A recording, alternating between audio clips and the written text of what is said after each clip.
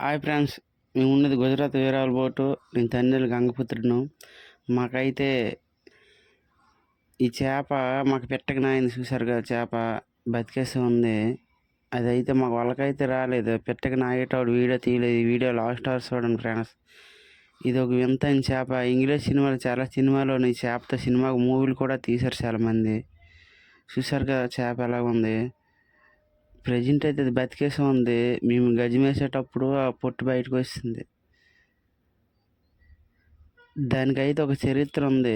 పెద్దలు అంటారు, చిప్పిని కూడా ఈ కడిమంది అంటే ఏనికి కడిమంది అంటారు. చిప్పిని కూడా ఆపేసింది అనేసి అందమైతే నేను కూడా విన్నాను. ఆపేస్తుంది, ఎందుకంటే దాని రెక్కలు ఉన్నాయి కదా చాలా పొడిగవి.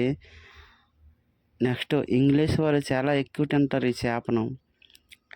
ఇది అంతకంటే నాకు చెప్పడం అయితే రావడం లేదు ఎక్కువ. ఏ చేప గురించి నాకు చెప్పడం అయితే రావడం లేదు. మీకు చూపించడం అయితే చాలా క్లారిటీగా చూపిస్తాను. దీనికైతే ఇంగ్లీష్లో ఆక్టోపస్ అని అంటారంట. ప్రజెంట్ అయితే బతికేసే ఉందో. చూసారు కదా చేప ఎలాగుంది. ఇది చాలా పెద్ద రెక్కలు అయిపోతావు. ఈ రెక్కలతోనే పంకాకు అంటే షిప్ పంకాకు వెళ్ళి అడ్డుకు పడిపోయి పంకా తిరగనివ్వకుండా చేసిందనేసి అన్నారు పెద్దలు. చూసారు కదా ఎలాగుంది ఫిష్. ఇది కూడా తింటారు సముద్రంలో. ఏ చేప అయినా తినొచ్చు, అలాంటిదైనా తినొచ్చు. సముద్రంలో తినే చేపకు ఏది కూడా వంతులు వేయడానికి అయితే లేదు. Okay friends.